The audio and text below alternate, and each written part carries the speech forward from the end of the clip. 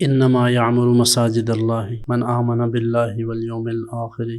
وأقام الصلاة وآتى الزکاة ولم یخش الا اللہ فعسى اولئک ان یکونوا من المہتدین۔ اللہ تعالیٰ سورہ توبہ کی آیت نمبر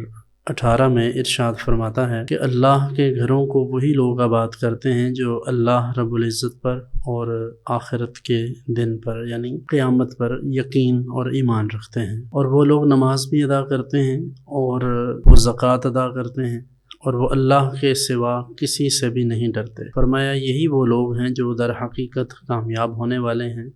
یہی وہ لوگ ہیں جو ہدایت یافتہ ہیں۔ مساجد کو آباد کرنا، ان کی صفائی ستھرائی کا خیال رکھنا اور ان کی آباد کاری کے لیے کوشش کرنا اور دوسرے لوگوں کو اس بابت ترغیب دینا، یہ اللہ رب العزت کی خوشنودی حاصل کرنے کا ایک بہت بڑا ذریعہ ہے۔ حضرت سیدنا عثمان غنی رضی اللہ تعالیٰ عنہ روایت کرتے ہیں کہ رسول اللہ صلی اللہ علیہ وآلہ وسلم نے ارشاد فرمایا، من بنا للہ مسجدا بنا اللہ لہ بیتا فی الجنہ، جس شخص نے دنیا میں اللہ کی رضا کے لیے اللہ کا گھر یعنی مسجد تعمیر کی، اللہ رب العزت جنت میں اس کے لیے ایک محل تیار فرما دے گا، یعنی اس کے لیے ایک گھر ہوگا جنت میں۔ اسی طرح دیگر کئی ایک احادیث طیبات میں اس بات کی فضیلت آئی ہے کہ مسجدوں کو آباد کیا جائے، اللہ کا ذکر ان میں کیا جائے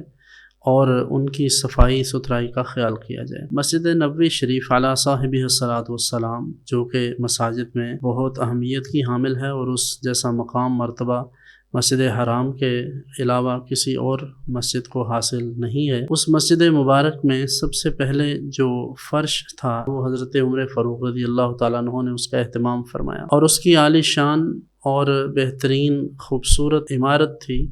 اس کا اہتمام حضرت سیدنا عثمان غنی رضی اللہ تعالیٰ عنہ نے فرمایا۔ اسی طرح اس مسجد کی دیگر ضروریات پوری کرنے کے لیے مختلف صحابہ کرام علیہم رضوان اپنی اپنی ڈیوٹیز انجام دیتے رہے۔ تو اس کا مطلب یہ ہوا کہ آج بھی جو مساجد تعمیر ہو جاتی ہیں، اور یہ اللہ کے فضل سے اس کی توفیق سے کچھ لوگوں کو اللہ تعالیٰ یہ توفیق عطا فرماتا ہے کہ وہ ذاتی طور پر، اور کچھ لوگ وہ ہیں جو اجتماعی طور پر دوسرے لوگوں کا اس میں حصہ شامل کر کے مساجد کو آباد کرتے ہیں۔ جب مساجد تعمیر ہو جاتی ہیں تو اس کے بعد اگلا مرحلہ ہوتا ہے ان کی آباد کاری، انہیں آباد کرنا، وہاں صفائی کا بندوبست کرنا، وہاں اس مسجد کی ضروریات کا، اس کے مینٹیننس اور ریپیئرنگ کے معاملات کا خیال رکھنا، اور سب سے اہم چیز مسجد کی آبادی کا اس بات سے تعلق ہے کہ مسجد میں نمازی آئیں، مسجد میں اللہ کا ذکر ہو، مسجد میں نماز ادا کی جائے، اللہ کی عبادت کی جائے۔ جیسے حدیث میں آتا ہے کہ بنی المساجد للصلوات الخمس، مسجدیں اس لیے بنائی گئی ہیں کہ انہیں نماز پنجگانہ سے مزین کیا جائے۔ تو مسجد کی آبادی کے لیے